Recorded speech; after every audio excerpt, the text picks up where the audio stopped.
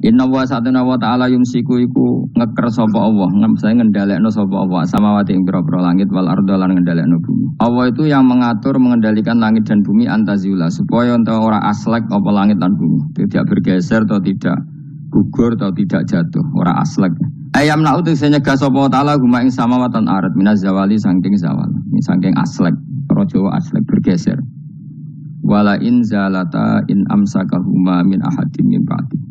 Wala in zalata umpama aslek apa samawatan arat utai lam iku lamu kosamen nam kosam. Wa la in zalata in amsaka mongko ora iso nyekel huma ing samawatan arat yumsik tegese ora iso nyekel huma ing samawatan arat sapa min ahadin sapa wae min ba'di saking saliyane Allah isi wa ing saliyane Allah. Kalau langit dan bumi itu aslek atau runtuh, tidak seorang pun bisa menahannya. Innahu satamna. Kenapa sekarang belum runtuh? Innahu satamna Allah iku kana ana sapa haliman dat sing akeh apiane. Furon terakanya purane. Misalnya fitakhiri qabil kufari ing dalam ngakhirno siksane pira-pira wong kafir. Wala in sebutin wa aqsamu billahi jahda aymanihim la in ja'rum nadhiru la yakununa ahdami ahdal umam. Falamma ja'rum nadhirum ma zadahum illa nufura. Wa aqsamulan padha sumpah sapa kufar Mekah kufaru Mekah zaman iku billahi atas nama Allah jahda aymanihim lan banget sumpah kufar. Manane ghayatas ihadim tegese banget kelimake sumpah kufar fi ing dalam aiman. Aiman sumpah. Mereka bersumpah muni ngene la inja'hum. Umpama lamun teko hum ing kufar Makkah sapa nadhirun rasul rasulun ayakunun ibine bakal ana sapa kufar Makkah. Iku ahda, iku luweh entuk petunjuk min ihdal umami dibanding umat-umat sing wis ana.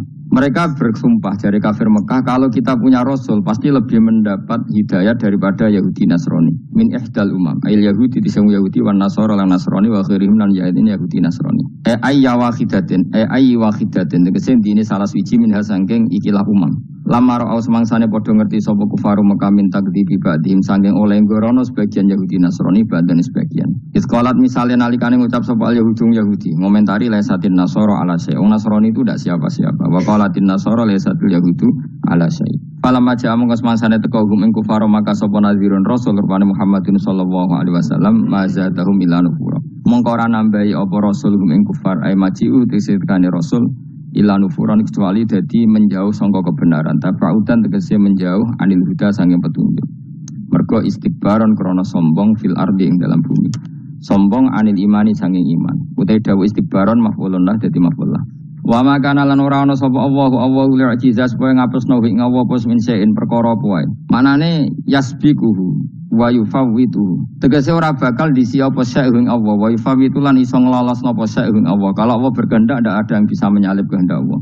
Fis samawati kang dalam pira-pira langit wala fil ardi lan ing dalam bumi. Inna usatana wa ta'ala kana ana sapa wa aliman ten pirsa bil asya iklan pira-pira perkara kuliah kabeh asya qadiran tetet sing akeh kuwasa alih ing atas asya. Niki kula terangno masalah hujjah nggih, masalah napa hujjah dawuh pangeran qul ara'aytum syuraka akumul ladzina tad'una napa in dunillah terus aruni madza khalaqu minal ardi am lahum syirkun fis samawati niku waqaf ya. Terus kata awal lagi am atenahum kitaban fahum ala bayyinatim minna. Terus dawuh pangeran malih bal iya itu zalimuna ba'duhum ba'dun illa ghurur. Kalau terangkan ya, jadi di antara mukjizat Quran itu kamalul bayyinah. Kalau memberi penjelasan itu sempurna. Sehingga ulama mengatakan imanul muqallid, imannya orang-orang yang asal ikut kiai, asal ikut guru, asal ikut buku, itu mukhtalaf alaih.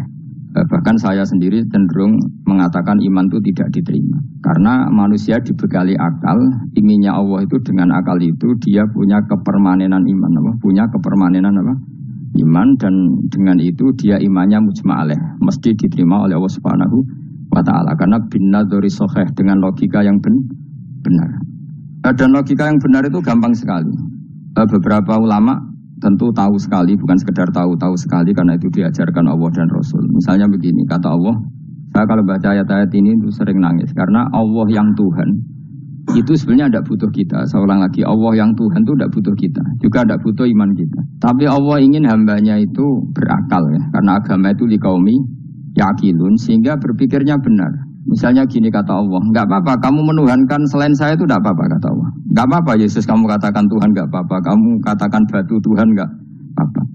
Tapi tolong prosedur atau persyaratan menjadi Tuhan itu kamu lengkapi, yaitu punya prestasi menciptakan langit dan bumi. Kalau tidak semua surun semen kata Allah, penting urun. Gitu. Jadi sebetulnya itu kan rasional. Misalnya nggak apa-apa kamu merasa jadi presiden atau gubernur atau jadi wali atau jadi apa. Yang penting prosedurnya dipenuh. Itu kayak apa Allah baiknya pada kita. Sehingga saya berkali-kali, makanya menurut saya orang alim itu wajib memaklumatkan kalau dirinya alim. Supaya jelas aturan mainnya. Yang dilarang Allah itu kan memaklumatkan alim, kemudian ingin hadun nafsi, ingin salami template, dicucuk, dihormati, itu kriminal. Itu orang alim gendeng sekali. Karena khasnya orang alim itu tentu cari ridhonya Allah, bukan ridhol khalqi, bukan ridhonya apa? Makhluk. Makhluk itu la syai', ada siapa-siapa. Dan kita harus baku seperti itu. Kenapa kalau orang alim enggak memaklumatkan kealimannya itu dikatakan salah? Karena fungsi orang alim adalah membawa bayinat, membawa ayat-ayat Allah, bukan kepentingan apa? Pribadi. Makanya Rasulullah nanti duka ngendikan idza zuharatil fitanu wal bid'u falyudhiril alim ilmahu wa illa fa'alaihi la'natullah wal malaikati wan nasi ajmain. Jika zaman akhir banyak bid'ah, banyak kebodohan, maka orang alim wajib menampakkan kealimannya. Jika tidak, maka dia mal'un, dilaknati langit dan bumi. Karena sebetulnya logika tentang Tuhan itu gampang sekali. Saya ulang lagi ya. Saya punya sekian contoh betapa tauhid itu mudah. Jadi kalau ada orang bilang ikhlas itu angel, ya dia sendiri goblok karena nggak tahu logika apa. Ikhlas itu justru gampang. Misalnya kamu ngamal demi manusia itu umurnya hanya berapa coba? Kan pasti mati. Lalu kalau dia mati tidak berkutik, bagaimana Anda bersandar sama seseorang yang mati dan tidak berkutik? Sama-sama bersandar sama zat sing al-hayyul qayyum, sama zat yang abadi. Kamu latih terus akal kamu.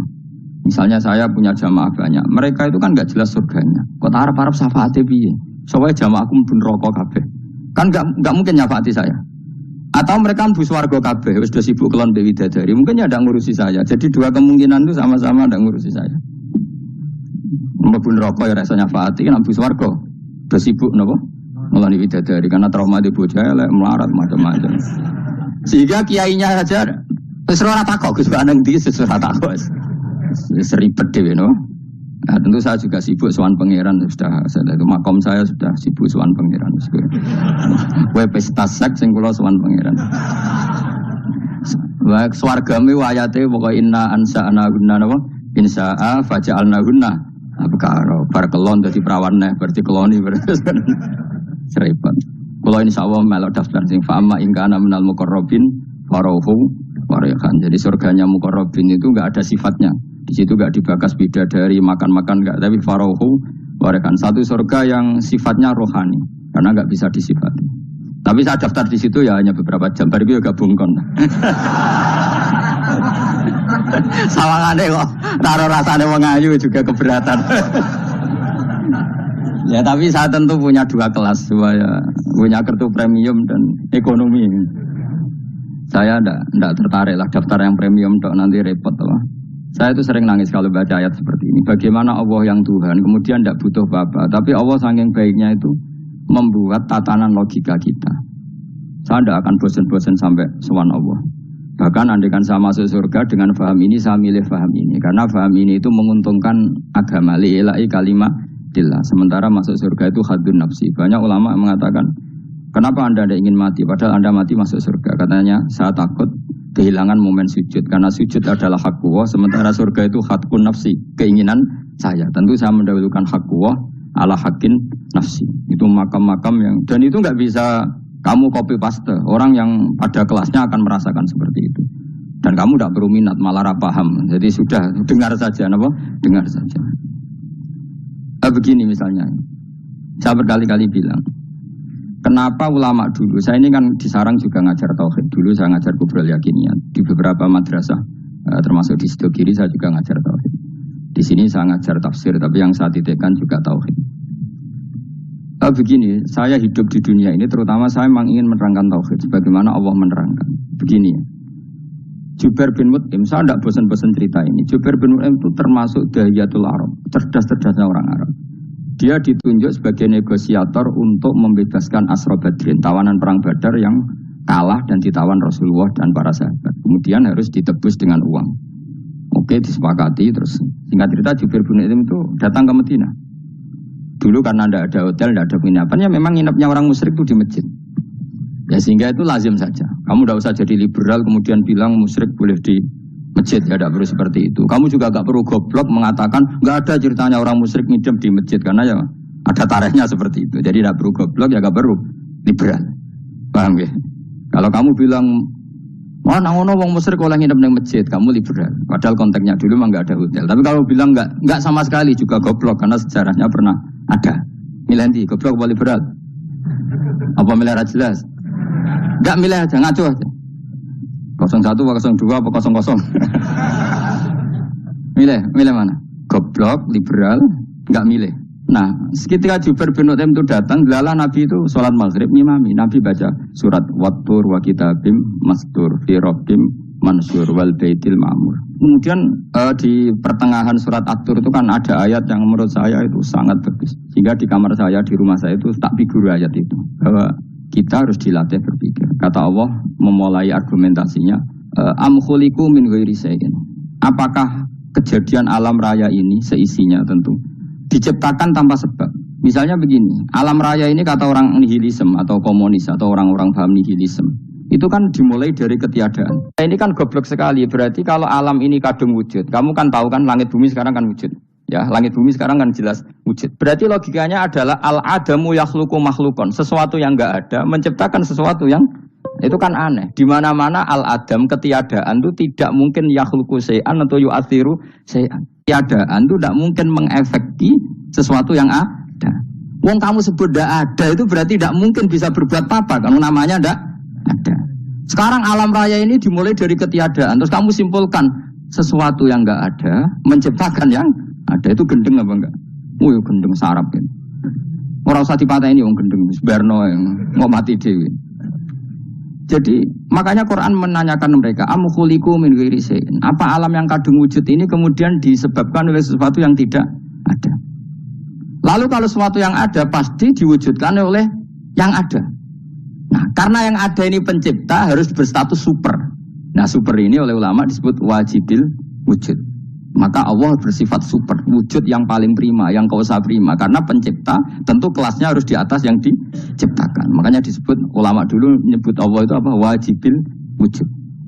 Karena pencipta tentu lebih dahulu, maka harus disifati awal atau qadim. Awal atau qadim.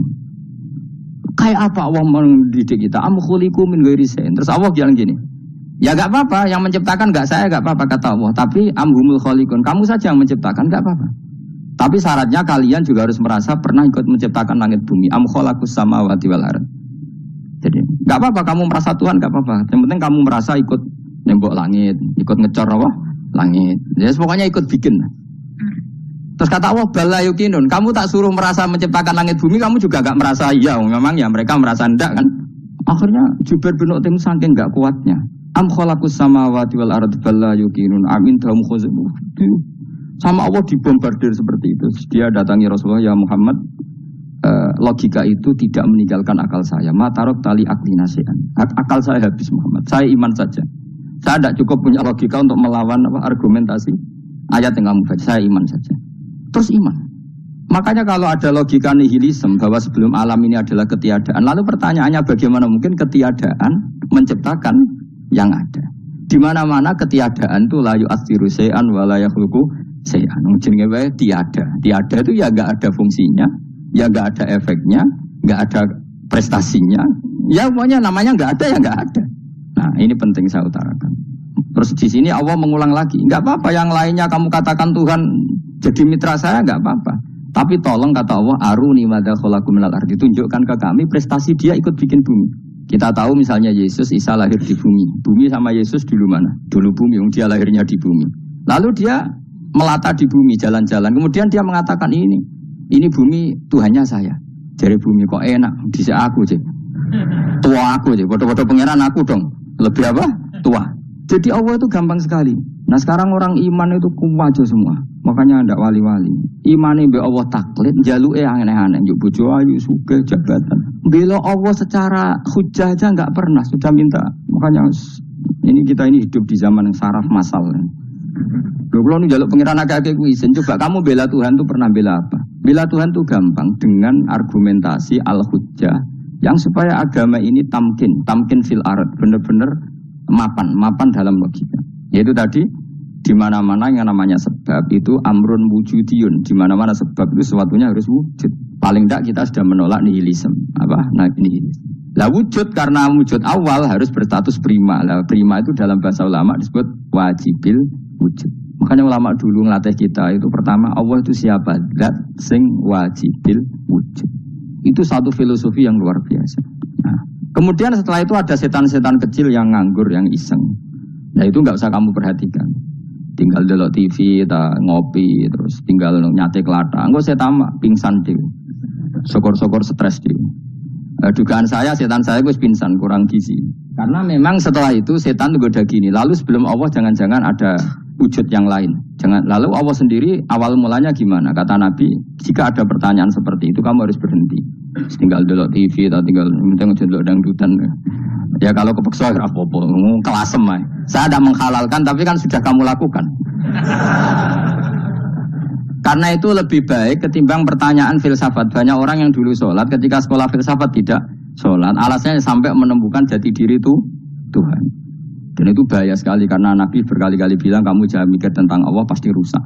Orang kok mungkin rusak dari Nabi pasti rusak. Nah cara menghentikan gimana? Karena setan ini makhluk, akal-akalannya gampang. Tadi tak warai. Saya sebagai ulama atau sebagai manusia atau sebagai orang awam atau sebagai siapa saja. Kadang ada pertanyaan seperti itu. Tak tinggal anggelin dharma, kan pusing setan. Ini kan ngenteni.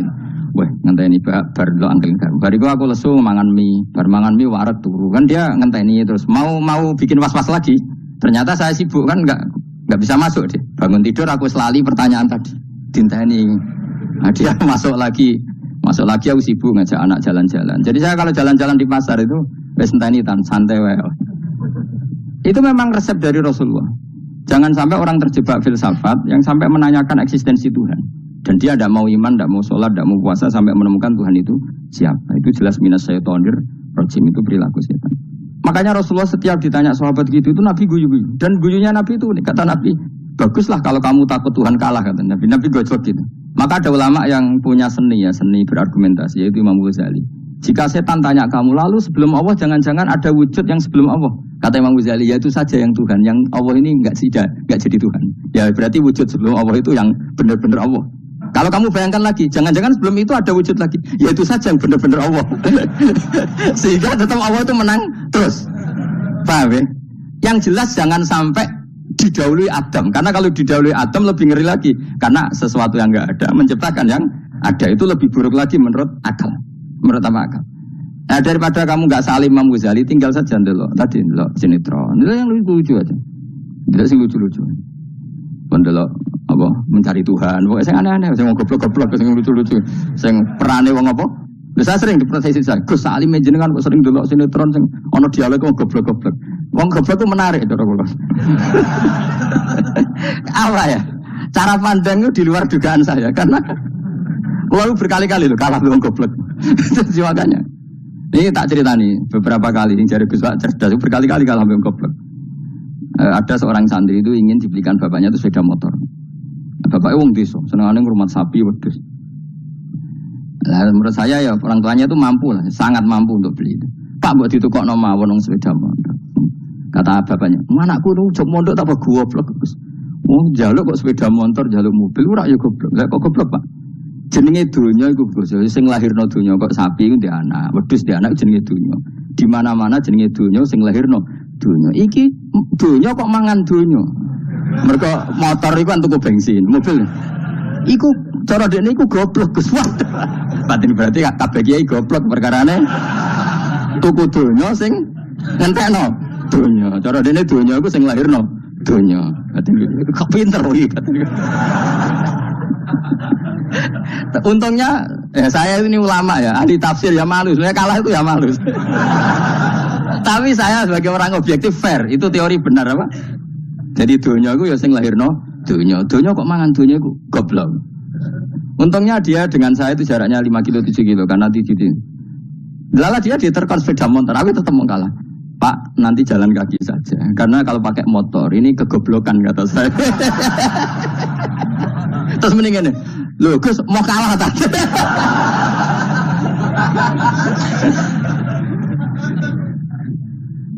kaca. Singkat cerita dia bersikeras, nggak mau beliin sepeda motor anaknya karena di mana-mana dunia gue sing lahirno dunia, nggak boleh dunia kok mangan. Ini satu kegoblokan yang agak ilmiah tadi. Nah, Imam Asy'ari juga ngalami hal yang sama. Imam Asy'ari itu punya, kita kalau ahli sunnah kan dua partai ya. Ya, dalam ahli sunnah itu hanya ada dua partai juga. Kalau nggak Asy'ari ya Maturidi. Dan sama-sama alim. Ya kalau terpaut ya paling 5%, 7% ya. Kealimannya Asy'ari dan Maturidi.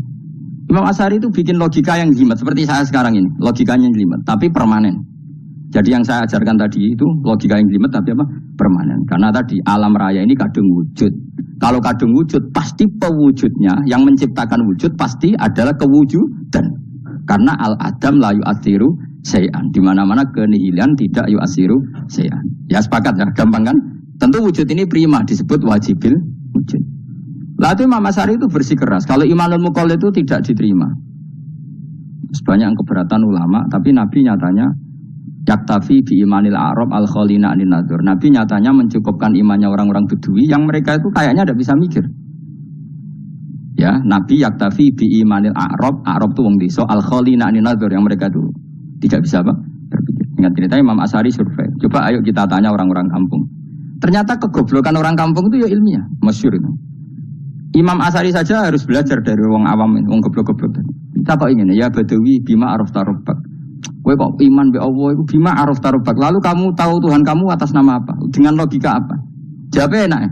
Al-ba'ratu tadullu 'alal ba'ir wa atharul aqdam yadullu 'alal masir. Anggere ana tletong ya ana ontane. Anggere ana bekas delamaane wong ya ana sing bar liwat. Jadi misalnya ada bekas teracak anjing, berarti anjing habis liwat. Ada bekas apa ular ya berarti ular harus liwat. Ada bekas teracak manusia ya berarti manusia habis liwat. La wa hadzal alam asarun min asari qudratillah. Alam iki bekas, mesti ana sing gawe. Jadi Mas Arif pinter juga, mesti logikane gak jelimet tapi agar ana tletong, ana sapine. Ana tracake wong berarti ana sing bar liwat. Dene ngomong gampang wa asarul aqdam ya dulu alal masir.